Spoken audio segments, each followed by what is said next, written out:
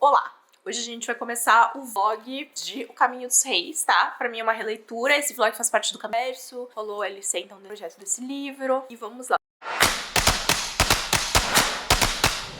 Nossa, mas vamos encarar, tá? Nosso livro de 2 quilos, tá? 1.240 páginas e o plano é, vou ler 4 dias. Hoje é domingo. Hoje e quarta-feira vão ser os dias que eu vou ter mais tempo, então por hoje eu vou tirar uma média de quantas páginas vão andar. Eu não me lembro como foi a minha primeira leitura em inglês. Eu não me lembro quanto tempo eu fiquei lendo, então pra eu tirar uma média, mas assim, tem que ler umas 300 páginas por dia. Acho que é possível. Agora todas as pessoas que estão digitando, também você é maluca! É, mais ou menos, tá? Então vamos dar bom. Expectativas pra essa releitura. Curiosa como eu vou reagir aos nomes traduzidos, tá? Porque confesso que eu ainda não fui procurar muito, descobrir todos os termos que tinham sido traduzidos, porque eu queria aproveitar isso conforme a leitura fosse acontecendo. Tô curiosa pra como meu cérebro vai reagir também a essa tradução, porque eu já tô em ritmo voz. Então já foram 4 livros lendo as coisas por nome. Eu quero ver se, tipo, eu vou ler e eu já vou, tipo, sacar direitinho o que é, ou se tem alguma coisa que ficou muito doida. E, obviamente, ver como é que ficou o fluxo do texto também, porque faz bastante tempo, na verdade, que eu não leio Brandon Sanderson em português. Nossa, faz muito tempo que eu não leio Brandon Sanderson em português. Eu acho que desde que eu finalizei, assim, eu não leio Brandon Sanderson em português, ou Calamidade foi o último livro do Brandon Sanderson que eu li em português, eu nem me lembro, mas faz muitos e muitos e muitos anos que eu não leio Brandon Sanderson traduzido. Então vamos ver o que acontece com essa releitura, e este é o vlog onde eu vou ir comentando com vocês algumas das coisas desta experiência de voltar para este primeiro livro aqui e adentrar novamente da Stormlight Archive, ou Os Relatos da Guerra das Tempestades. Ficou grande o nome dessa série, hein, trama? Tô na página 95, esses são os 5 primeiros capítulos, que compreendem basicamente 3 prólogos e 2 outros capítulos, um do Kaladin e da Shallan. O terceiro capítulo, na verdade, é nomeado como capítulo 1, mas o Brandon Sanderson fala na introdução que é como se fosse prólogo, né? Porque quando a gente adentra o segundo capítulo, a gente já vê o Kaladin numa completa diferença de situação, porque a gente tem 8 meses se passando entre o primeiro capítulo e o que é efetivamente o primeiro capítulo, que na verdade é o capítulo 2. Eu acho que uma coisa legal sobre esse livro é a introdução dele. Eu gosto bastante quando os autores fazem, assim, rap. Às vezes isso acontece muito mais no final, né, nos agradecimentos. Aqui nesse caso, esse é um livro que foi publicado há muito tempo e que tem uma história muito grande por trás e que vai ter uma história muito grande daqui pra frente, então eu acho interessante entender um pouco mais. Esse livro que a gente tem em mãos é a 4ª versão de O Caminho dos Reis, né, o Brandon Sanderson explica isso na entrada desse livro, do quanto esse livro foi escrito, depois foi reescrito, depois foi reescrito, e aí essa é a 4ª versão, que é a versão final. É um texto muito legal, não só porque ele fala um pouco sobre o trabalho dele, a forma dele de construir as coisas, da onde surgiu essa ideia, mas ele também coloca alguns trechos dessas outras edições que nunca foram publicadas. Na verdade, agora a gente até tem, né, a versão Prime, que tá disponível inclusive de forma gratuita no site dele. Eu não li ainda e não sei quando é que eu vou ler. Eu acho que eu fiquei um pouco mais curiosa agora que eu li alguns desses trechos que tem nomes diferentes, né, jeitos diferentes de apresentar um pouco a história, e que nem se chamava Caminho dos Reis no começo. Acho que uma coisa legal é que uma das primeiras versões desse livro se chamou Dragonsteel e esse acabou virando o nome da empresa, né, Dragonsteel Entertainment é o nome da empresa do Brandon Sanderson, então é muito legal. Outra coisa legal é o fato de que a viúva do Robert Jordan, né, a Harriet McDougal, revisou e ajudou também, né, a editar esse livro, o que é legal. Eu vivo falando isso, mas sempre tem gente nova chegando, né, o Brandon Sanderson, ele, depois da morte do Robert Jordan, assumiu a finalização dos livros da Roda do Tempo, então os últimos 3 livros da Roda do Tempo é coassinado por ele, né, sob as anotações que o Robert Jordan deixou. Acho muito legal também a questão da capa, né, que menciona que ele, enquanto leitor, prestava atenção nas artes das capas e almejou um artista específico, ao ponto de a gente ter a capa do Caminho dos Reis por esse artista, ele ter ficado muito feliz com isso. E eu acho muito interessante uma coisa que ele fala no final dos agradecimentos, né, porque, assim, antes desse movimento do Brandon Sanderson voltar no Brasil, a gente tava passando por um momento muito complexo aqui, não só da história do Brandon Sanderson no Brasil, porque a gente não tava de fantasia épica, nenhum dos livros com direitos aqui, mas da fantasia épica como um todo, né? E aí eu acompanho várias pessoas, vários profissionais do mercado do livro no Twitter, em outras redes sociais, editores, revisores, capistas, tradutores, enfim. E aí, conforme o movimento de Brandon Sanderson foi se erguendo, tinha muita gente que comentava, né? Pessoas do mercado falavam: vocês são loucos, esse cara não vai voltar a ser publicado aqui, é muito difícil trazer ele, é um tiro no pé. E quando a Trama, né, anunciou os direitos lá no primeiro semestre de 2021, muita gente comentou, né, do quando, tipo, era doido, tinha sido um movimento muito arriscado. E aí eu acho que é muito pertinente, né, que essa introdução, inclusive, acabe sobre ele falando que esse é um tipo de livro muito arriscado, de que é um livro que foi dito pra ele muitas vezes não publicar, não escrever, se quer escrever, porque não era pra ele esperar que as pessoas lessem uma história que é tão grande, uma história que se apresenta de uma forma em vários momentos diferentes, porque é um livro com ilustrações, porque é um livro que tem 3 prólogos, porque é um livro que entre as partes ele é dividido por interlúdios que contam outras histórias, aí o leitor vai longe. Tem essa abertura de capítulo, que é uma brincadeira que ele adora fazer nos livros dele, mas é uma história longa que se intercala com outras coisas. Se você não viu, vou deixar aqui meu vídeo da Cosmere, onde eu falo um pouco sobre isso também, essa costura de mundos do Brandon Sanderson. Inclusive, se você chegou nesse vídeo sem ter presenciado a Sanderson Inc., tem uma série de vídeos aqui no canal falando sobre as obras e o mundo das histórias criadas pelo Brandon Sanderson aí. São 7 vídeos focados no autor, na minha relação, listas, enfim. E é legal porque ele é um autor que ele fala que ele tem uma abordagem bem pragmática, né? Que não gosta dessa coisa do devaneio, do porque criar um negócio mágico. Ele é muito, né, direto ao ponto, e ainda assim ele consegue criar histórias que são muito mágicas e muito legais, tá? Mas vamos então à apresentação de O Relato das Guerras das Tempestades. A gente começa com um capítulo bem... que causa um estranhamento já, o que é sempre muito interessante, que abre então com o Kalak. É uma das 10 personas aqui chamadas de Arautos. Ele tem essa espada poderosa, ele chega, né, então ao ponto de encontro, e a gente entende aqui nesse prólogo que essas 10 pessoas vêm passando por batalhas sazonais, de tempos em tempos, por muitos anos aí, que no período em que eles não estão nessas batalhas, eles estão passando por um inferno um pesadelo muito grande, onde eles são torturados. E aí foi tomada uma decisão aqui de que não vão ficar os 10 sofrendo, vai um sofrer. E aí eles abandonam as espadas e também viram as costas aqui pra esse conflito de certa forma. Ele tá conversando aqui com o Jezreel, né? E aí ele fala: eles nos veem como divindades, confiam em nós somos tudo que eles têm. Aí o Jezreel responde: eles têm os radiantes, vai ser o bastante. O Kalak responde: ele não vai se deter por causa disso, o inimigo. Ele vai encontrar um meio de contornar a situação, você sabe disso. Existiam essas personas aqui, esses arautos, e eles escolheram então sacrificar um deles em nome desse inferno e os outros seguirem outros caminhos, né? Aí a gente vai pro prólogo, tá? A gente conhece o Suzette, vestiu-se de branco no dia de matar um rei. Esse é um personagem que eu gosto bastante. Eu lembro que quando eu li esse capítulo pela primeira vez, eu pensei: eu nunca mais vou ver esse personagem na minha frente. E aí, água passou já embaixo dessa ponte. Eu gosto muito dele. E é um capítulo que se passa 4.500 anos depois da primeira entrada do livro, tá?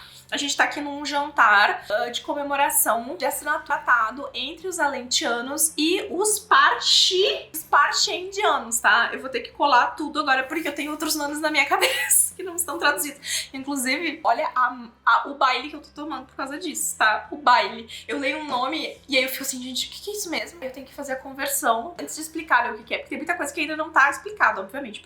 As primeiras 100 páginas de uma série épica de fantasia, que cada livro tem 1000 páginas e são 10, né? Então vamos com calma com as expectativas. Ele tá aqui então contratado por essas pessoas que assinaram esse tratado aqui muito negociado, e ele precisa matar esse rei, o rei Gavilar. E nem ele entende porque ele foi contratado pra matar esse rei. O rei também vai ficar muito surpreso, porque ele tava esperando que outras pessoas aparecessem pra assassinar ele, os parchendianos. E aí a gente também descobre por esse capítulo que existe um outro grupo aqui, que são primos dos parchemanos. É uma raça, né, uma civilização que é descrita aqui como muito apática e atua em situação de servidão aqui pros aletianos, tá? Tem uma coisa muito legal sobre essa apresentação que fala, né? Eles não chamavam a si mesmos de parchendianos. Esse era o nome que os aletianos lhes deram. Significava parchemanos que raciocinam. Esses pequenos detalhes aqui são bem interessantes. E aí agora eu começo a fazer toda uma costura de coisas que eu fiz com o Mistborn quando eu fiz a releitura, que é costurar coisas para informações do futuro. Tá? Porque essas coisas, quando você tá lendo pela primeira vez, tem uma grande camada de informações que você não sabe o quanto elas vão ser importantes. É só descritivo do mundo. E aí depois as coisas se encaixam muito mais. Então, É interessante. E aí a gente vai ver, então, essa personalidade aqui, o Suzette, indo matar o Rei Gavilar. Aí a gente é apresentado à luz das tempestades, as espadas fractais, as armaduras fractais, enfim, a gente vai ter todas as projeções, tudo aqui a gente vai nesse rolê. Mas o que mais chama atenção é no final, né, quando o Gavilar tá dando seus últimos suspiros, que ele escolhe entregar para o seu assassino uma esfera cristalina escura que o Suzette descreve que como se quase se emanasse uma luz negra, porque os inimigos dele não podem botar a mão nisso. Olha que doido. Você prefere entregar pro seu assassino do que deixar pra uma possível pessoa que venha te encontrar ali, botar a mão nisso. O que é isso, né?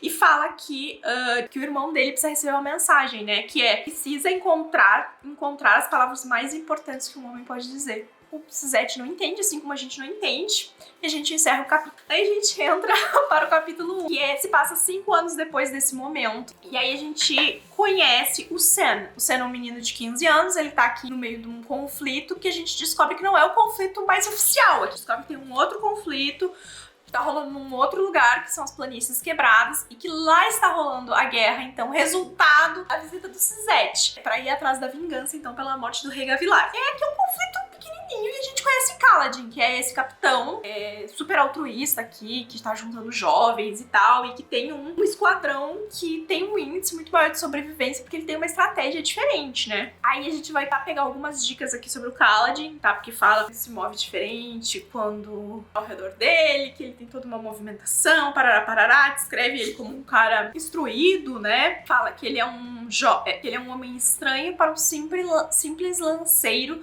de olhos escuros. Vai terminar esse capítulo com a chegada de uma treta aqui. E o próximo capítulo, que é o capítulo 2, já abre com Kaladin sendo escravo. E a gente descobrindo que aconteceu uma coisa muito errada lá atrás. Que ele foi retirado, então, de líder de pelotão aqui. E agora ele é um escravo que tá com as marcas aí na testa. Inclusive, a nossa ilustração tem as marquinhas dele na testa, tá? Fofinho esse marcador, hein? Ficou tudo. E aí ele tá sendo transportado aqui pra ser vendido. A gente descobre tudo isso que ele já tentou escapar várias vezes. Ele tá com a marca de perigoso também na testa e tal. E aí, nesse capítulo, a gente é introduzida a ela, a maioral Sil. Se eu não me engano, nesse capítulo não é dado o nome dela ainda, tá? Que é a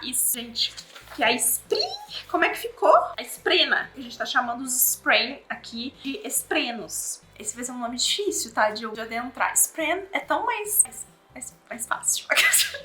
Tudo bem, a gente vai tentando aqui melhorar. E ela já chega metendo a banca nele, falando, garoto. E o Kaladin é importante ressaltar, porque a gente vê ele lá atrás como um cara protetor, um jovem inteligente, sabe navegar e manipular as coisas ali para o bem das pessoas ao seu redor. E aqui a gente já tem uma visão um pouco mais cabisbaixa dele, ele tá com uma erva ali no bolso, que pode matar, seja alguém que ele precisa matar, ou seja, ele mesmo, né? Que esse é o pensamento que fica passando na cabeça dele, mas ele não quer admitir. Inclusive, eu marquei aqui, né? Com certeza não estou tão no fundo do poço. Ele fala, eu anotei do lado confia, tá?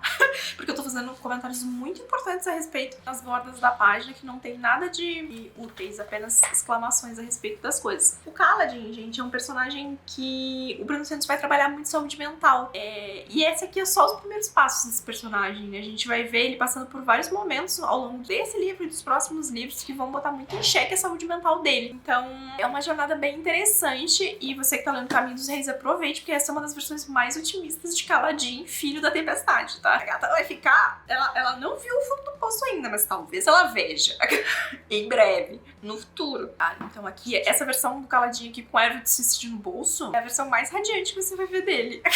O pobre, não, ele vai dar uma melhoradinha, depois ele capota de novo, coitado. Não necessariamente na vida, tá? Mas na cabeça dele. Então ele é um personagem bem interessante da gente acompanhar essa jornada dele, porque é uma jornada que o Bruno Santos vai explorar pra falar sobre saúde mental. E você vai descobrir logo mais, a gente vai descobrir logo mais que treta é essa que tá rolando. E a gente sabe que ele sabe coisas de ervas, de medicina aqui também. E aí a gente vê que a situação aqui tá muito diferente, mas não explica bem o que aconteceu ainda, né? Ele tem diálogo ali. Daí a gente tem a nossa primeira página de ilustrações, tá? Que vai falar sobre uma enguia celeste. Essas ilustrações aqui São ilustrações do caderno. Shallan, que é a personagem do capítulo, que na verdade é o capítulo 3, tá? Que é a Cidade dos Sinos. A gente vai conhecer a Shallan da Vara, ela chegou em Carbrante. Ela tá indo atrás da Jasnah Kholin, que é uma das mulheres mais poderosas aqui do reino. Ela é uma grande estudiosa e ela é uma herege também, porque ela nega essa fé aqui que eles têm pelos Vorin. A gente descobre que tem algo acontecendo com a família da Shallan e que ela tá ali pra manipular alguma coisa, tá? Mas o disfarce dela é que ela vai ser tipo uma aprendiz da Jasnah Kholin. A Shallan tem uma mente bem afiada também. E aí a gente conhece duas coisas interessantes que a gente fica sabendo nesse capítulo. É que uma já tinha sido mencionada lá no capítulo do Suzette, que é que nesse mundo aqui as mulheres cobrem a mão esquerda. E ela fala que algumas não tão nobres assim, botam uma luva, né? Mas que esse não é o jeito correto. O jeito correto é manter dentro da roupa, né? Da dobra da roupa, a mão esquerda. E a outra coisa é que somente as mulheres leem e escrevem aqui. Os homens só aprendem os grifos. E que ela até comenta, né? Que pra ela é muito estranho e que ela considera ler uma característica inadequada para um homem. E que aí cartas, essas coisas são atribuições das mulheres aqui. E aí, gente, esse é só um breve resumo aqui desses primeiros capítulos, porque a gente recebe várias explicações. Eu tô fazendo tudo marcadinho, olha aqui. Não sei se vocês vão conseguir ver, porque apesar de ter ido 100 páginas, parece uma quantidade irrisória de páginas, tá? Mas eu marquei de laranja a introdução, tô marcando de azul as explicações e de vermelho frases interessantes ou outros comentários que não são tipo explicações, assim, são mais contexto de coisas ou boas sacadinhas, assim. Por exemplo, no capítulo do Suzette, eu marquei a entrada dele, né, que é vestir-se de branco no dia que deveria matar o rei. Aí depois o branco pra ser usado, branco pra não confundir com a noite, branco pra alertar. Matar era o maior dos pecados. Entretanto, ali estava Suzette, insincero, caminhando profanamente sobre as pedras. Por aí vai. E aí, azul, tô marcando as explicações de coisas, assim, desse mundo. Vai me faltar a post-it azul? Tenho certeza que vai. Mas aí a gente vai sobrevivendo.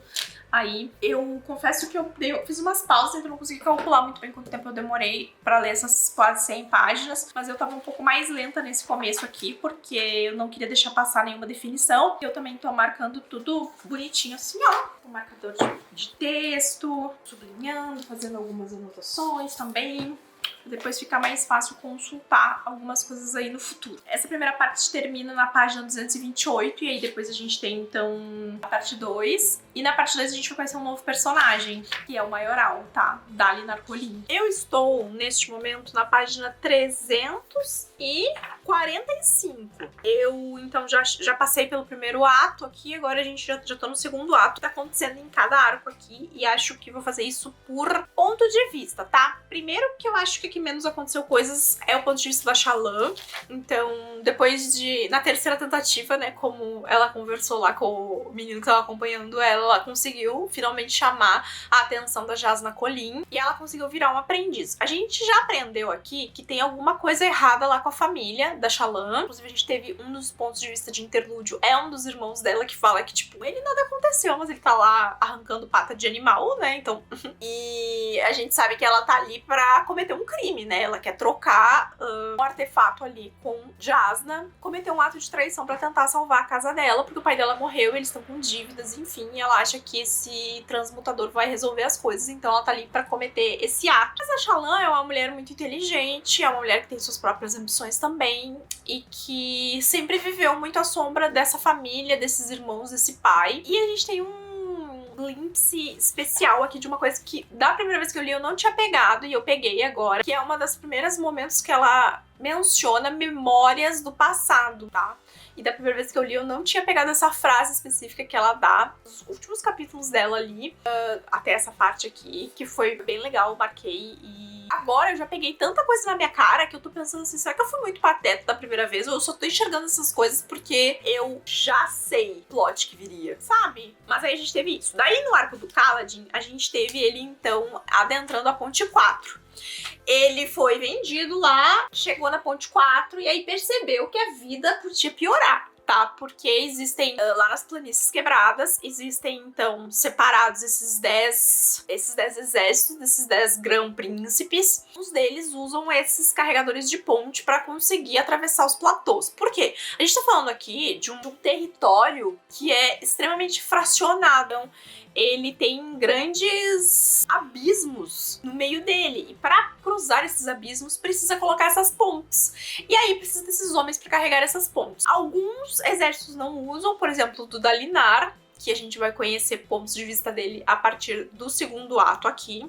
Mas o Kaladin, então, ele entra pra esse rolê. A primeira ida dele de ponte, que é o primeiro dia, foi horrível, né? Porque ele achou que ele ia morrer e não sei o que lá. Mas depois a gata resolveu vestir o cropped, vai lá, ele vai tentar, inclusive, se suicidar. E aí a Sil, que é uma lenda viva, aparece e salva ele. A gente começa a ver essa simbiose da relação dos dois, que é super interessante. E aí ele começa, então, vamos resolver organizar isso aqui. Aí ele começa a colocar ordem nesse grupo de ponte, que é uma coisa que ninguém se preocupava muito em fazer, porque as pessoas não sobreviviam um tempo pra se importar. Só que o Kaladin, ele não quer ter essa vida, entendeu? Ele quer, se pelo menos ele vai viver aquilo, então pelo menos ele vai dar um jeito de tornar aquela situação.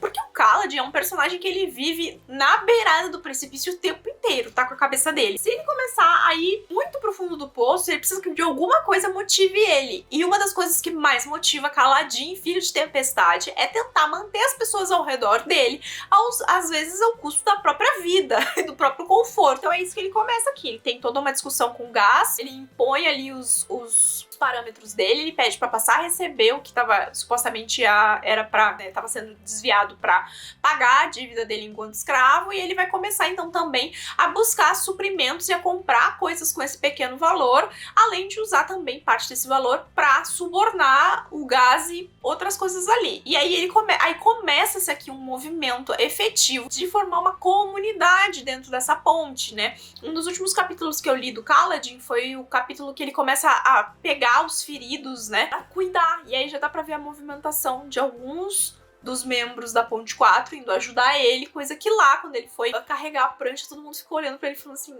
louco, né? Então aqui é o começo da criação da lealdade desses homens entre eles e também ao redor do Kaladin, que a gente viu lá no primeiro capítulo. Isso aí exalava a lealdade das pessoas do pelotão que ele comandava. E pra ele é algo fácil ele conseguir essa lealdade, ele inspira isso nas pessoas. E a gente começou também a ter os flashbacks dele, então a gente já teve 2 flashbacks aqui, se eu não me engano, um de 9 anos atrás, quando a gente descobre então que o pai dele é tipo um médico, que ele treina pra se tornar médico também, que tem todo aquele rolê de que existem as pessoas que matam e as pessoas que curam. E aí depois a gente tem um outro flashback que é 7 anos antes, que é da primeira vez do Kaladin enfrentando um ato de violência, né? Que ele pega o pedaço de madeira, que ele tem a oportunidade de lutar e ele percebe o quanto ele se sente bem fazendo aquilo, que é uma coisa que dá alegria pra ele quando não deveria efetivamente acontecer. Aí a gente tem 2 percepções diferentes, então começam a construir a personalidade desse personagem como a gente conhece hoje. A gente sabe que tem uma quebra ali, porque alguma coisa aconteceu no meio desse rolê dele pra ele tá da forma que tá, no ponto que aí a gente vai ver isso um pouco mais à frente, tá? Outra coisa que a gente vê pelo ponto do Kaladin é ele se questionando sobre o porquê dessa guerra, sobre o porquê que as pessoas, que se trata os carregadores de ponte do jeito que se trata, por que se desperdiça tanta vida humana e por que efetivamente essas pessoas estão lutando essa guerra, né? E do quanto dá pra perceber do ponto de vista dele, de como as coisas ali são extremamente bagunçadas, desordeiras e que muitas dessas coisas não fazem sentido. Quando ele tá no pocinho dele de depressão, ele fica muito assim, mas quando o Kaladin tá olhando pros lados, ele é muito atento às coisas. E ele vai começar a trilhar aqui o próprio caminho dele mesmo, marcado enquanto escravo e mesmo na situação aqui. Uma coisa muito importante de prestar bastante atenção aqui desde o começo da relação dele com a Sil, já teve uma frase muito boa, quando ela fala que ela ficou muito feliz de ver que ele manteve a palavra dele para com o Gaz. Isso é uma frase muito importante do início da construção da confiança dos dois, que vai fazer sentido lá na frente. Então é muito legal acompanhar isso. Tem uma coisa sensacional aqui, que é a contagem da idade em prantos. 100% concordo, realmente, eu estou vivendo 31 prantos, quase 32 prantos, e realmente é pranto pra caralho. Aí a gente passa pelo interlúdio, e no interlúdio a gente tem a oportunidade de ter três pontos de vista, tá? Um deles é de uma pessoa que é procurando um tal de Royd. Quem viu meu vídeo da Cosmir sabe quem é o Royd. Um outro personagem que é um dos irmãos da Shallan e do Suzette, porque sim, esse personagem que abriu também o segundo, né, o segundo capítulo desse livro, que foi, na verdade, o segundo prólogo desse livro, também vai voltar a aparecer aqui, né? E aí a gente vê toda a dinâmica dele. Ele é uma pessoa que tem um caráter servil e que a sacra pedra dele é o que dita, então quem tem a sacra pedra dele é quem é o mestre dele, e ele acabou de mudar de mãos ali. E já faz todo esse tempo, então, que ele tá andando de um lugar pro outro. E ele escondeu, então, né, ele fala que ele escondeu a pedra que o Gavilar deu pra ele. Tá? Aí a gente entra num outro mundo, numa outra visão de mundo, quando a gente passa a ter a história do ponto de vista do Dalinar Kholin e do Adolin, que os capítulos deles mostram tanto esse mix, né, de ponto de vista dos dois, da visão deles. Então a gente vai conhecer a família Kholin através desses olhares, esses dois filhos, Renarin e Adolin, que servem o pai. Pai esse que é irmão do rei Gavilar e que sofre e luta em nome desse irmão porque não ajudou o irmão lá atrás, tá? E é muito perspicaz, inclusive, porque antes de começar a falar sobre os mandamentos, né, da código deles, o que eles têm que seguir, tem uma ilustração no livro que lista os códigos, aqui ó, inclusive, página 263. Eu até botei um marcador post-it aqui e coloquei porque a primeira, que é a prontidão, o oficial estar preparado para o combate em todos os momentos, nunca bêbado de vinho, jamais sem sua arma, é exatamente a principal regra que o Dalinar quebrou naquela noite que o irmão dele morreu. E aí as coisas foram por água abaixo, tá? Ele era chamado de o Espinho Negro. Ele é responsável, então, por manter algumas das coisas ali funcionando e manter o sobrinho dele vivo, no poder e as coisas organizadas e o fluxo dessa guerra também. Importante ressaltar aqui que ele traz pra gente uma visão muito importante, que é da vaidade dessa guerra. Quanto o que tá movendo esses grão-príncipes não é exatamente mais o pacto de vingança, de que eles estão ali por poder.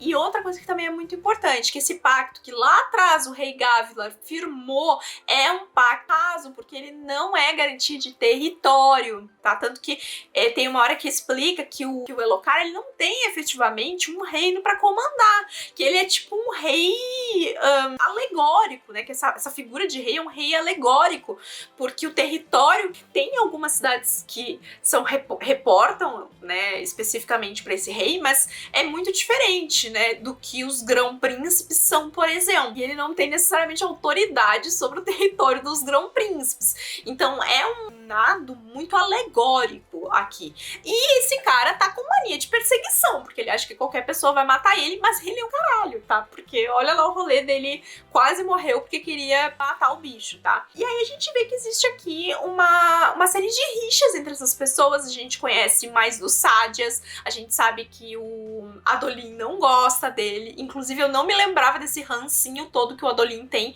e é uma coisa que vai fazer muito sentido lá pra frente também. E aí tem uma conversa muito legal, que é onde o Dalinar conversa com o Adolin e fala sobre as escritas, né, que eles acham que foi o Gavilar que deixou, mas que na verdade foi o Gavilar falando para o Suzette lá naquele capítulo, sobre ele buscar as palavras que são mais importantes. E aí ele conversa, né, com o Adolin, a pessoa que saiu disfarçada de rei sem a armadura lá naquele acontecimento foi o Sadyas, né? Então que ele podia ter morrido, que era uma missão suicida, parará. E aí a gente também descobre aqui que a moral do Dalinar tá extremamente comprometida porque ele vem tendo alucinações, coisas loucas durante as grandes tempestades, tá? Todo mundo acha. E ele começou a falar sobre os radiantes e começou a entrar nas mesmas pinóias lá que o irmão dele, o Gavilar, estava num certo momento. E tudo isso tem a ver com um livro chamado O Caminho dos Reis. Então, assim, a gente começou a ter uma visão da elite aqui, porque a gente já tinha visto a parte de baixo dessa pirâmide, e a gente também tem o ponto de vista da Shallan, que é dessa menina que tá tendo... Parece que o que ela tá fazendo não tem relação nenhuma com o que tá acontecendo com o Dalinar e o Kaladin, mas em algum momento as histórias vão se conectar bastante aqui. Então parece uma coisa muito isolada, mas é bem importante prestar atenção na Jasnah Kholin, que ela é uma grande estudiosa, é ela que desvenda muitas coisas ao longo da história, tá? Um highlight aqui pra Adolin, que é uma piranha, Gente, ele é uma piranha. É muito engraçado. Muito engraçado. Eu gosto demais desse personagem. Esse é um personagem que ele cresceu muito ao longo dos livros. Eu gosto demais dele. Gosto muito do humor. Gosto muito do jeito que ele se impõe às coisas. Ele vai ganhando responsabilidades. Ele vai entendendo como se joga esse jogo. Também gostei muito de relembrar o Renarin, porque ele também é um personagem que passa a ter um diferente papel aqui mais pra frente. E reencontrar agora os membros da Ponte 4 também, né? O primeiro que foi nomeado foi o Teft, se não me engano, depois o Moashi, depois o Rocha. E aí a gente vai começar a tá começando a relembrar aqui alguns dos nomezinhos aí da Ponte 4. Eu recentemente assisti Brooklyn Nine-Nine, porque eu estive acamada, e aí eu sempre fico pensando... Eu não sei porquê, mas o Terry de Brooklyn Nine-Nine grita Nine-Nine! E aí eu tava lendo e aí, de repente veio o grito na minha cabeça assim, Bridge 4! Bem aleatório, tá? Mas aconteceu. De forma geral, a gente tá sendo muito legal voltar pra esse universo. Tem várias pequenas coisas, assim, que eu não sei se passou batido da primeira vez ou se eu não dei a devida atenção quando eu li, que tô anotando agora. Outras coisas que, como eu falei, parece que estão muito na cara e eu até sempre fico curiosa pra ver na discussão, né? Normalmente eu acho que tá na cara e aí depois eu vou pra discussão e eu vejo que ninguém deu muita bola. Então, na verdade, eu não tinha que ter dado realmente bola da primeira vez que eu li. Agora eu tô dando bola porque tá gritando no olho, porque eu já sei o desfecho de várias coisas aqui. Apesar de ser uma série em andamento, tem várias coisas que não tem desfecho. A gente conheceu um personagem que também é bem interessante, que é importante ficar de olho, que é o Taravajan, lá de Kharbrandt. Eu não me lembrava que esse personagem aparecia tão cedo. E um outro personagem que também é importante é o senhor irmão Apsal, que teve aquela conversinha lá com a Shallan. Tem muita coisa pra acontecer ainda nesse livro. Eu li o primeiro capítulo do Kaladin com o pai dele. E aí eu me lembrei de uma cena que vai vir no futuro, envolve esse personagem. Eu não me lembro agora se é de Oathbringer. Eu acho que é de eu não lembro agora se é de Oathbringer ou da Rhythm of War, que me lembrou, com certeza agora eu consigo identificar que essa cena foi bebida de uma cena de A Roda do Tempo do Rand com o pai dele, bem de livros posteriores que eu li no começo desse ano aí da Roda do Tempo. Na primeira cena, o Kaladin com esse personagem, com o pai dele, me deu esse déjà vu da cena do Rand com o pai dele, que me deu o déjà vu da cena lá pra frente de The Storm Light. Toda uma avalanche aqui de configurações de personagem, tá? Teve uma outra coisa que eu pensei também. O riso. Você tá prestando atenção no riso? Espero que você esteja prestando atenção no riso. Eu achei engraçadíssimo que ele foi nomeado com riso. Presta atenção no bobo, porque o bobo, ele nunca tá ali, tá sempre passando despercebido. É isso. Vou continuar lendo e depois a gente conversa mais. Oi, vlog, como estamos? Estou começando no capítulo 36, que é página 649, tá? Então isso significa que passamos da metade do livro. Ontem a minha leitura deu tudo certo, contra todas as expectativas, porque eu achei que eu não ia conseguir, mas vamos lá. A Shallan, eu acho que é o arco que aconteceu menos coisas aqui. A gente teve menos capítulos dela nesses últimos aqui. Ela tá lá no rolê dela com a Jasnah. A gente já sabe o que tá rolando com ela. Um dos últimos capítulos que eu li foi ela numa interação de novo com o... Nunca me lembro o nome dele, Capsal. E ele tentou provar pra ela através das formas da natureza, da formação das cidades, do reflexo ali das notas musicais, a existência do Todo-Poderoso. E aí a Jasnah chega e ela tá... A Shallan tá tendo uma crise de menina, de cachorro na chuva, que é de cachorro vira-lata, que é o seguinte, você vê o primeiro que tá abanando o rabo, que é que tá dando atenção pra ela tá tipo, porque ela vivia presa na casa junto com os irmãos dela, aquela coisa toda. E aí ela tá tendo um crush nesse cara que ela não deveria ter. E aí a Jasnah chega com 17 pedras na porta, super distrata ele e fala toca real na Shallan e fala assim, Shallan, meu anjo, ele não quer nada com você, ele tá atrás de mim e ele já te pediu pra dar o meu transmutador. E aí a coitada da Shallan entra em colapso, né? Porque ela fica, como assim? Não sei o que, não sei o que, não sei o que. Então, do arco da Shallan é mais ou menos isso. Teve uma conversa interessante entre ela e os irmãos também pela telepena, que é muito legal. E aí eles falando, né, sobre o cara que tá atrás, né, as tretas que o pai dela tava lá enfurnada e do timeline que ela tem que cumprir aqui, né, pra entregar as coisas. Que de todos os pontos de vista que a gente tem, o ponto de vista da Shallan é o que menos entrega certas revelações, por mais que uma das mais legais desse livro venha do ponto de vista dela. Mas ela é uma personagem muito interessante, porque eu acho que ela é sempre uma surpresa a partir de um certo momento da história, que não é necessariamente nesse livro, tá? Estou falando do futuro, que a gente vai encontrar nos capítulos da Shallan. E é também graças a ela que a gente conhece uns personagens muito interessantes também no futuro. Então,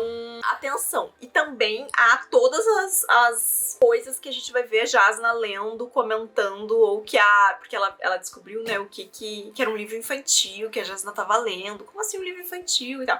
Então, nesse momento aqui, o olhar da Shallan não é tão importante quanto que a Shallan está vendo através do observar a Jasna. E aí, mais pra frente, dentro de Os Relatos da Guerra das Tempestades, é que o ponto de vista da Shallan fica interessante pelas coisas que ela está fazendo. É isso, né? Segura isso.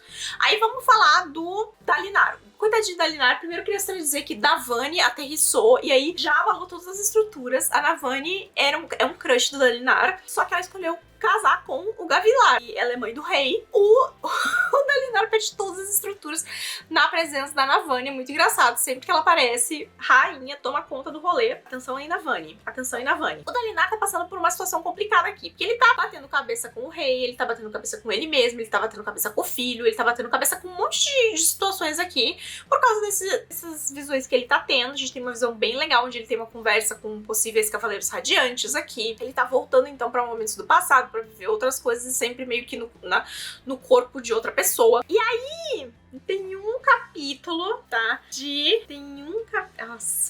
Tem um capítulo, que é o capítulo 19. Ele tá conversando lá com o cara que tá com a voz, né, que ele ouve, e a voz diz pra ele assim: haja com honra e a honra o ajudará. Entre muitas outras coisas, tá, gente? Uma das coisas que eu tô achando mais interessante dessa releitura é perceber o quanto o Brandon Sanderson semeou coisas ao longo do texto, que foi uma coisa também que eu percebi super lendo Mistborn, quando eu fiz a releitura no passado. Muitas relações, muitas conversas, muitas coisas que estão só jogadas, assim, são interessantes e que quando a gente lê parece uma coisa boba. E aí você vai em frente e aí lá, sei lá, no próximo livro vai fazer sentido, no final desse livro vai fazer sentido, em Outbringer vai fazer sentido, mas aí você já não, às vezes você nem lembra mais porque já se passou um tempo, né? Especialmente se você tá esperando a publicação dos livros. Então eu acho que essa tá sendo uma das grandes coisas aqui pra mim. Pegar todas essas migalhas e marcar todas essas coisas, porque, olha só, tá todo pintadinho o livrinho, todo pintadinho. E tô marcando também algumas das aberturas também que tem pra mim, né, as coisas mais importantes. E por aí vai. O Dalinar, ele tá pensando em entregar, né, o posto dele pro filho dele, o Adolin. Ele tá tentando também fazer aliança com outro grão-príncipe pra fazer um ataque conjunto. E isso vai vir morder a bunda dele. Aguardem, vai vir morder a bunda dele, a lenda. E aí teve aquela cena bem interessante, que é a cena de ataque, onde ele vai, né, pra tentar atacar no platô, que fazia muito tempo que ele não ia com a turminha dele, o exército dele. E aí no meio ele tá na euforia, né, que é uma coisa interessante, um conceito interessante dentro dessa história, que é aquela alegria, aquela euforia mesmo. Acho que não precisa usar aqui um sinônimo, né, eu acho que a palavra euforia, ela é um bom retrato do que faz que você sinta prazer no ato de lutar e matar. Tem uma hora, inclusive, que o Dalinar, ele pergunta pro filho, né, se o filho sente euforia, e o Adolin fica tudo assim, a gente tá conversando sobre isso.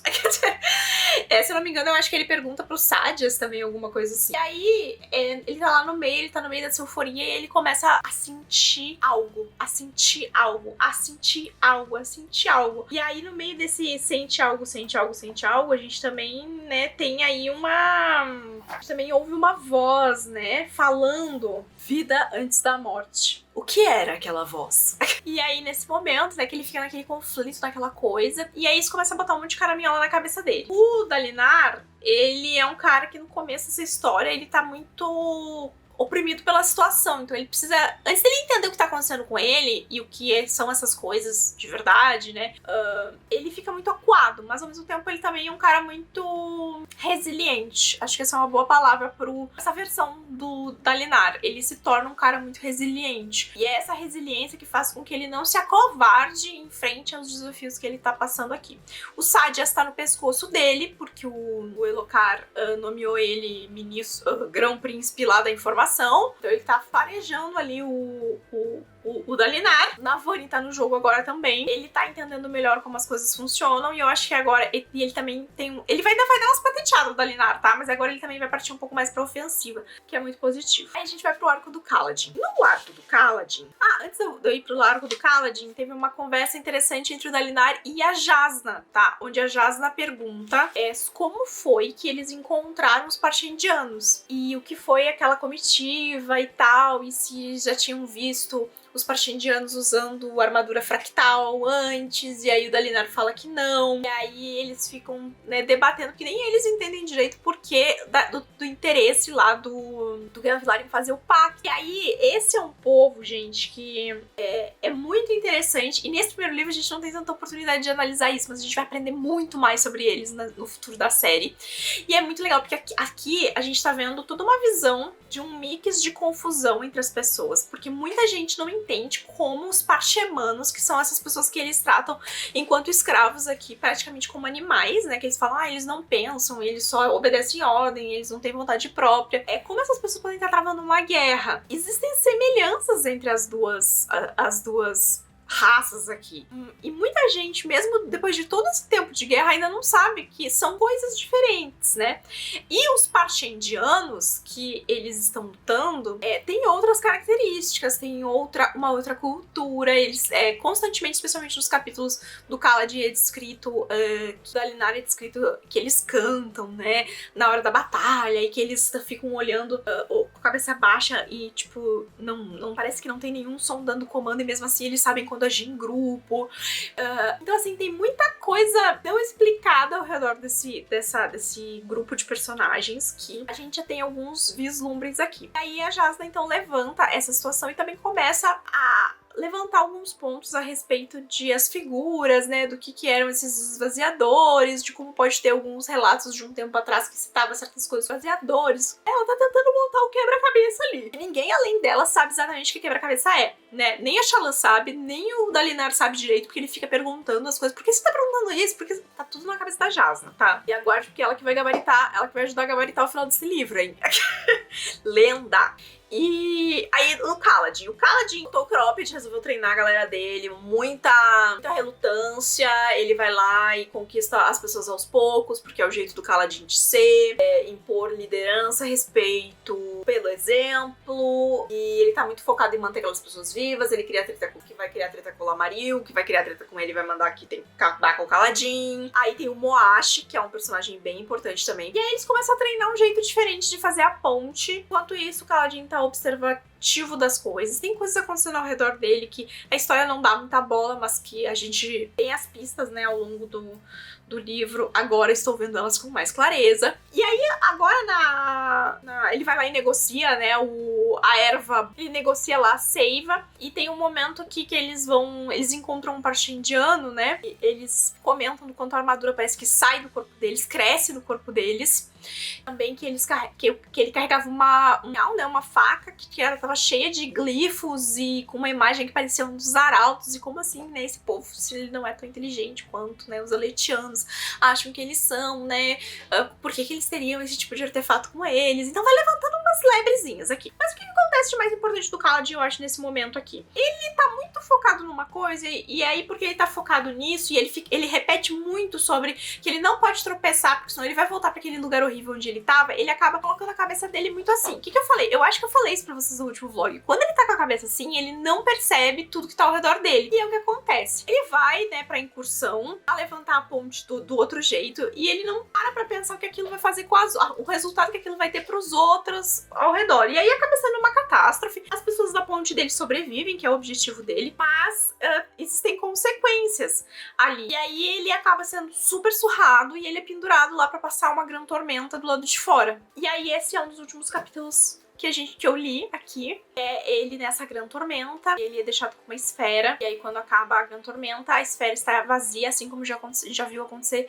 algumas vezes ao longo do livro. Se você já conectou isso com o fato do que pra que as esferas são usadas, e especialmente do jeito que o Suzette usa no segundo capítulo do livro, você já sabe essa altura do campeonato o que o Kaladin tá fazendo aqui. Porque ensinou pra gente o que uma pessoa com certas habilidades pode fazer usando uma esfera no segundo capítulo do livro.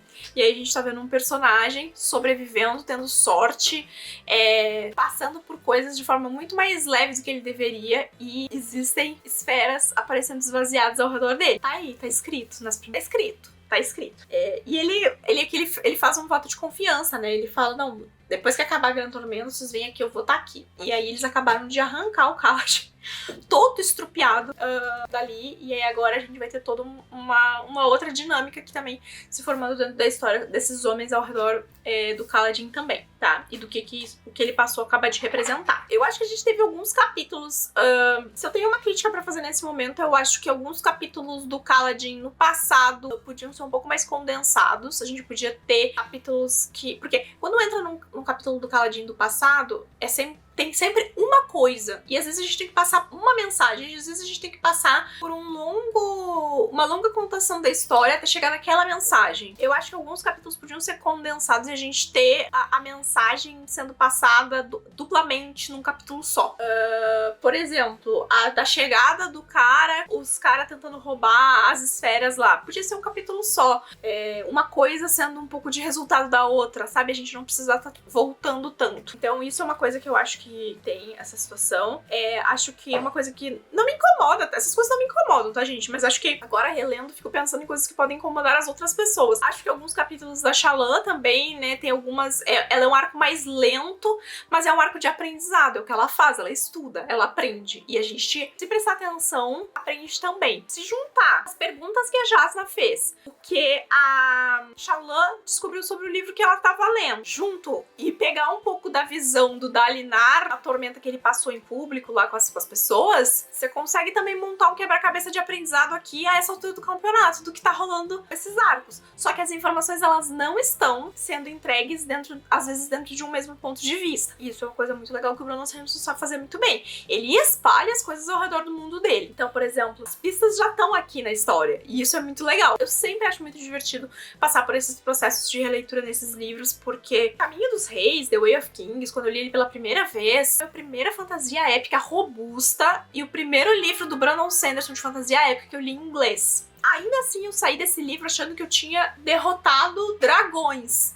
Tá? Eu senti que eu tinha vencido uma coisa muito, muito importante na minha vida de leitora, tendo conseguido ler O Caminho dos Reis, The Way of Kings em inglês. E foi esse livro em inglês que me deu confiança pra eu pegar tantos outros livros que vieram depois de The Way of Kings, né? Hoje eu leio inglês praticamente sem nenhuma dificuldade nesse sentido, assim, com universos de fantasia. Então, e agora poder fazer essa leitura de outro jeito, que é sempre nessa vibe de tentar montar o quebra-cabeça antes com as peças que antes eu não sabia que eram peças, é uma experiência muito legal. Eu tenho certeza que vai acabar esse livro e vou ficar louca pra ler Words of Radiance. Pode ser, inclusive, que eu faça essa releitura ainda esse ano. Eu acho que tem uma coisa que pra mim é muito clara. Se eu tivesse com o Caminho dos Reis mais fresco na minha cabeça, se eu tivesse com os livros de The Stormlight Archive mais frescos na minha cabeça, eu teria tido uma experiência muito melhor com Rhythm of War. Eu tenho certeza que eu vou voltar ainda nessa história muitas vezes, e eu acho que vai ter sempre algumas coisas pra captar disso e pra juntar, especialmente conforme as coisas forem saindo mais pra frente, sabe? Então, eu terminei O Caminho dos Reis. Já faz alguns dias, tá, que eu terminei. Tá toda marcadinha, lenda marcadinha. E aí, a última metade do livro, eu acabei não conversando com vocês individualmente sobre os fatos. Eu acho que dá pra perceber, chegando ao final desse livro, que a gente tem arcos aqui que são bem... Eles estão interligados, eles nem sempre parecem assim. Eles têm níveis diferentes de importância pra narrativa nesse primeiro livro, níveis diferentes de importância de tamanho também.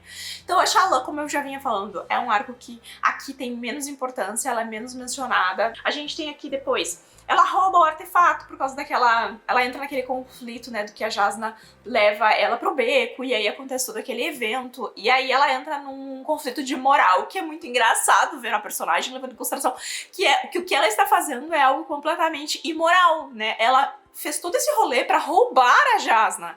E aí ela tá debatendo a moral do que a Jasnah fez sobre bem e mal, como se ela fosse um exemplo de cidadã pra estar debatendo isso, né? Eu acho muito engraçado, porque ela fala assim, já que a Jasnah tem essa moral cinza, né, já que ela é questionável, então isso me dá argumento pra que eu possa cometer o ato criminoso que eu quis vir aqui cometer desde o início.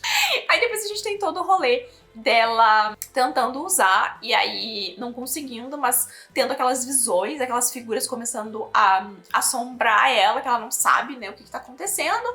Aí ela consegue transmutar. E aí ela finge, né, um incidente que acaba fazendo de conta que as pessoas acreditem que ela tentou cometer suicídio.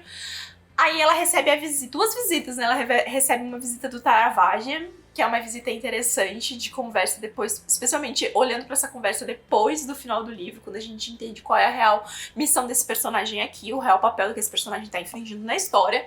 E aí depois vem o Capsal lá, né? E aí a gente descobre que, na verdade, ele tava tentando envenenar a Jasnah e que ele faz parte dessa organização aí, que, inclusive, a Shallan reconhece o símbolo como algo que vivia ao redor do pai dela. Então, é uma organização que, por essa coincidência aqui, a gente percebe que ela tá espalhada por vários lugares, né?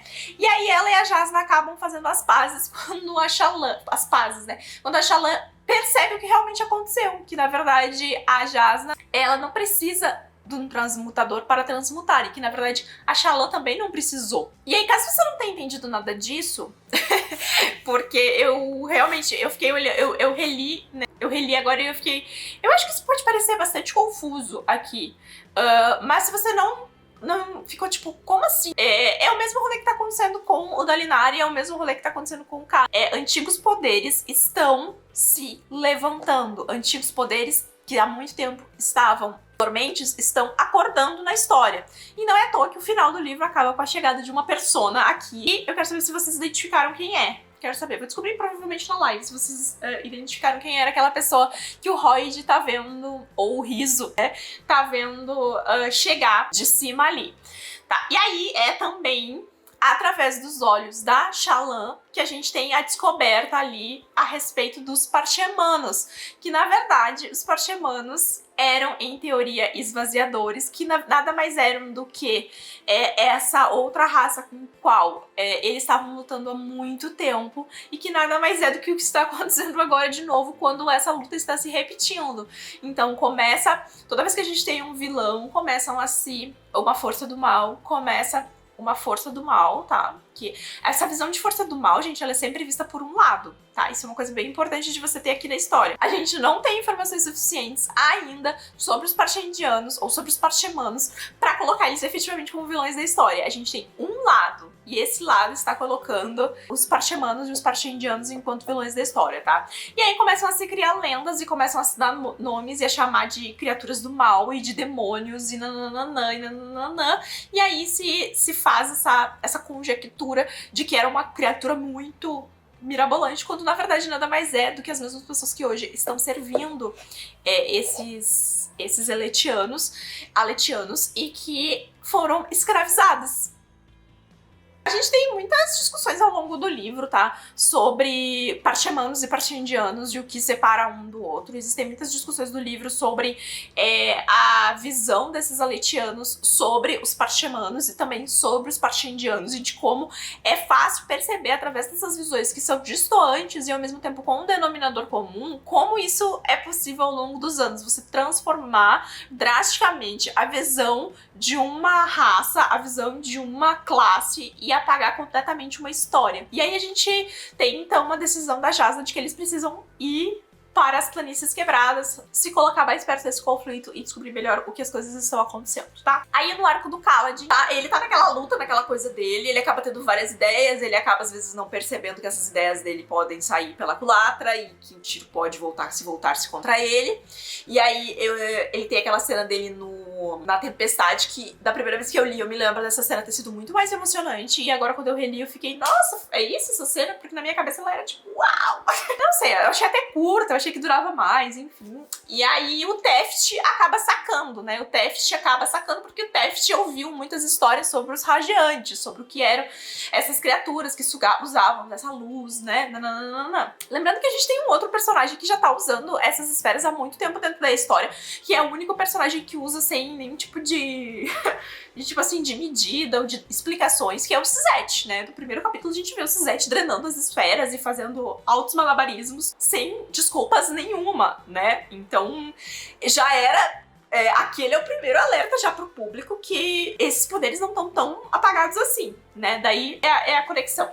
E aí ele fica observando, né, o Kaladin, enfim, até que efetivamente ele confronta, né, o Kaladin, e aí o Kaladin fica surtado, porque tudo pro Kaladin gera uma reação. Aí ele briga com a Sil, e a gente tem uma conversa bem interessante dos dois, né, que é que um está modificando o outro. Então a Sil está ficando mais inteligente ou mais perceptiva do que está acontecendo ao redor dela, ganhando mais consciência, porque o Kaladin está exercitando os seus poderes, está ficando mais forte, e ao mesmo tempo o Kaladin também tá evoluindo ali, tá aprendendo a usar, e aí ele começa efetivamente sim a tentar entender o que está acontecendo ao redor. Ele também percebe do impacto, né, que tem os ossos, né, dos Parshendianos, que é uma completa profanação ali dos mortos pra você usar. Eu gosto muito da inserção daquele personagem que é parchemano e é colocado no exército. Agora eu não me lembro o nome dele, deixa eu ver se eu me lembro aqui. É o Shen. Eu gosto muito da entrada dele, porque eu acho que ele causa um desconforto na história que é importante, porque eu acho que é sempre importante a gente ficar atento a como a narrativa tá descrevendo essa força inimiga aqui, porque ninguém entende direito o que está acontecendo na história, a gente não entende e os personagens não entendem por que a gente tá guerreando, por que esses Parshendianos mandaram esse assassino. Existe um confronto aqui que não existe explicações para as coisas, as pessoas só estão fazendo o que se espera que elas façam. E quando tá te faltando uma visão certa e clara sobre o que tá acontecendo, pode ser que muitas coisas estejam ocultas na narrativa pra você, e você só tá seguindo o rumo porque é a pressão da situação.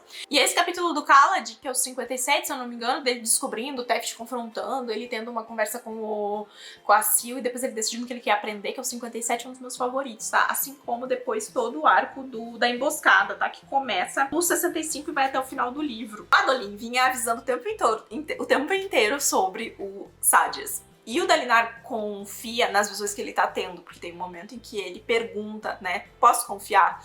E as visões dizem que sim. Só que nesse momento ele não sabe que as visões não estão efetivamente conversando com ele em tempo real.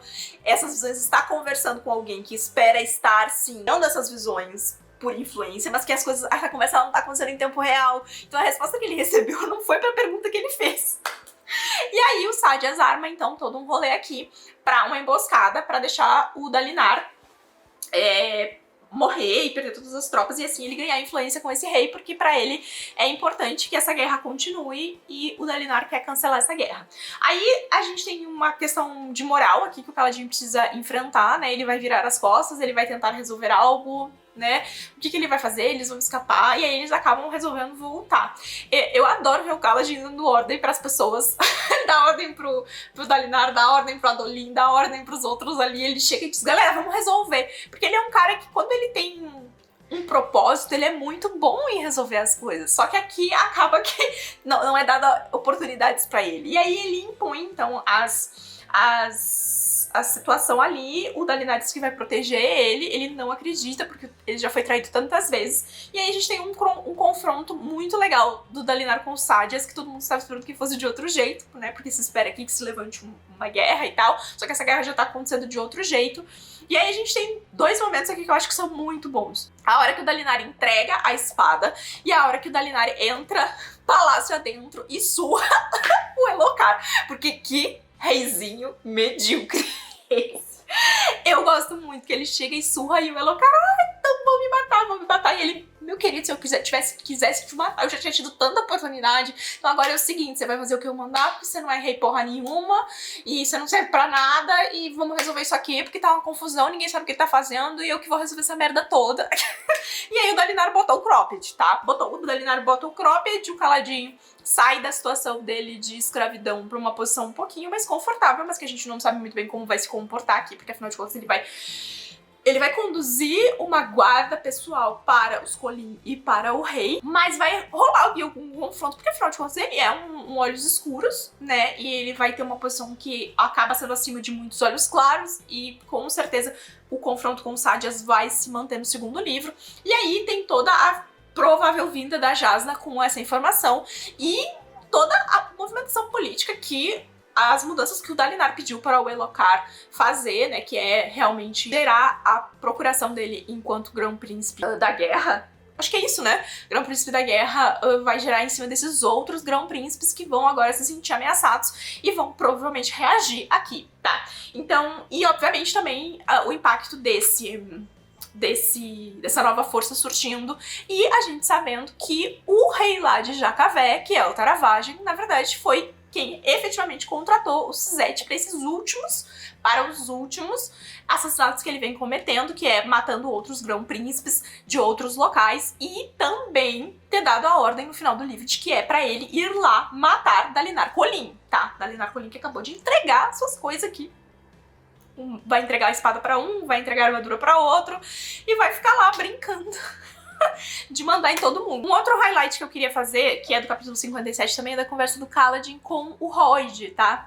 Com o Riso, que ele fala... esse é um capítulo muito legal, porque ele fala várias coisas, tá? Ele fala sobre o nome dele, sobre de onde ele veio, sobre ele ter roubado coisas. Ele sabe exatamente quem o Kaladin é, porque ele chama o Kaladin de Filho da Tempestade. Ele faz a brincadeirinha com sugar as coisas no começo, porque ele sabe quem o Kaladin é, e aí o Kaladin fica tipo, como assim? Mas ele não demonstra, né? Ele não esfrega na cara que ele sabe, porque não é sobre isso. E aí ele conta ali uma historinha, diz que tá indo embora, entrega a flauta pro Kaladin. A gente fica sabendo que o Sigil, na verdade, foi aprendiz dele enquanto contador de histórias. E a gente volta a ver esse personagem só no final, quando ele tá, então, de novo, num momento contemplativo. E ele tá esperando algo acontecer ali, né? Ele tá esperando presenciar um acontecimento. Que isso é uma das muitas coisas... Um dos muitos papéis do Royd. Ele se posiciona em momentos pra ele ou impulsionar personagens ou presenciar acontecimentos. Lá no final ele se posiciona pra presenciar a chegada daquela figura estranha. Com o Kaladin ele se posiciona num lugar estrategicamente onde ele vai encontrar este personagem. Lá atrás, quantas vezes a gente viu ele interagir com o Dalinar, e todas as vezes que ele interage com o Dalinar é num tom diferente do que ele interage com as outras pessoas. Para o Dalinar, ele sempre fala sério, sempre fala com uma vertente diferente da verdade, enquanto com os outros é sempre uma tiração de sarro. E essa vai ser uma constante desse personagem aqui na história durante boa parte do tempo, tá? Ele está ali por um motivo, e esse motivo normalmente inclui ou influenciar algo, ou testemunhar algo. E assim, com o final desse livro, a gente muda completamente a configuração de várias coisas para um segundo livro, e a mesma coisa e ao mesmo tempo muitas coisas continuam do mesmo jeito, porque a gente não andou tanto assim com a evolução de coisas. Isso é um rolê que tá acontecendo há muitos anos, então demora um pouco para as engrenagens se mudarem.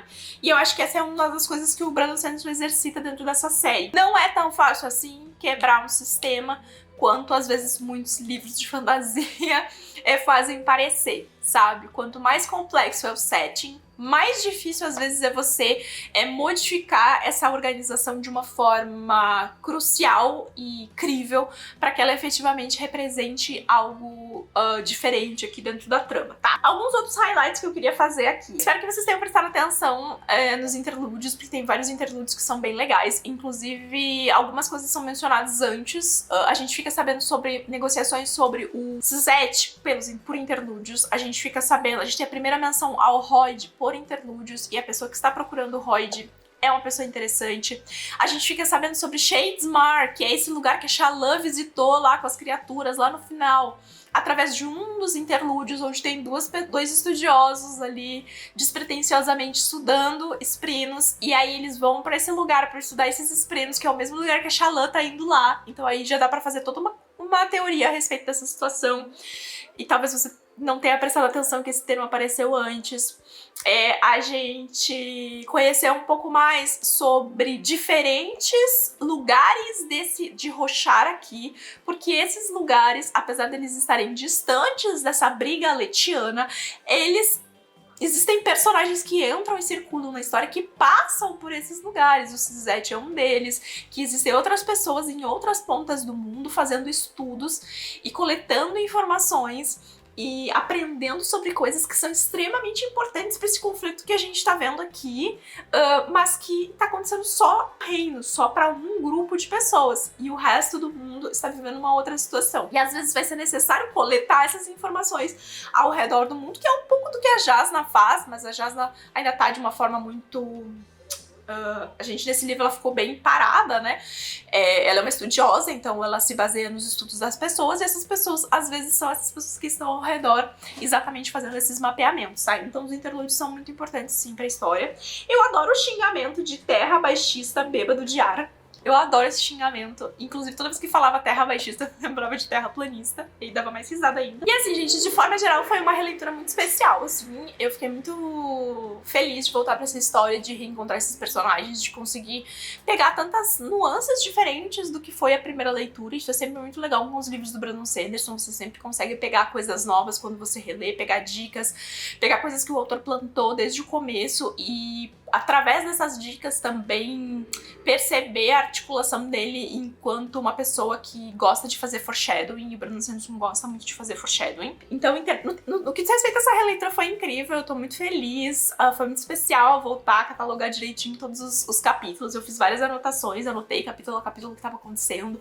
Tô louca pra pegar o Words of Radiance pra fazer a releitura também, porque eu acho que agora, com a releitura, a gente consegue organizar muito mais as coisas, e principalmente pra Rhythm of War, que foi o quarto livro, eu me senti muito perdida em Rhythm of War, porque Rhythm of War é infodump do início ao fim do livro, com coisas acontecendo e conceitos novos sendo jogados e revelações sendo feitas, e eu não senti que eu tava com o background tão fresco na minha cabeça, então isso me faz pensar que eu vou querer reler o Words of Radiance, Oathbringer e Rhythm of War nos próximos meses pra eu conseguir retomar esse universo e também pegar essas nuances que eu com certeza deixei passar na minha primeira releitura, especialmente de Rhythm of War, porque eu tava tipo, gente, quanta coisa. E às vezes é necessário você estar com os conceitos prévios frescos na sua cabeça pra poder aproveitar o máximo possível. Então eu terminei o Caminho dos Reis com muita vontade de pegar o Words of Radiance. Eu não sei ainda como vai funcionar isso, eu provavelmente vou tentar reler ainda esse ano e vou deixar o Oathbringer e Rhythm of War pro ano que vem, 2024, em teoria vem aí o quinto livro, então acho que não seria ruim eu fazer essa releitura dos próximos 3 livros enquanto espero, e aí não sei também porque eu acho que a gente deve esperar o Words of Radiance ano que vem pela trama, talvez, e aí provavelmente vai rolar mais uma releitura, mas aí são coisas pro futuro, tá? E aí assim, gente, uma das perguntas que eu mais recebi foi Tami, o que você achou da tradução? O que você achou da revisão? Como é que tá? Parará, parará. Eu acabei de gravar, tá, gente? Só que eu percebi que ficou longo e talvez sério demais pra ser a finalização desse vlog. Eu acho que é um assunto que a gente precisa endereçar enquanto um vídeo separado. Então, em paralelo com esse vlog, vai estar saindo também o meu vídeo opinativo sobre a tradução, revisão e aspectos de coerência, talvez, dessa tradução. Acho que talvez essa seja a palavra correta para isso. Eu tenho considerações positivas, mas eu também tenho considerações bem negativas a respeito.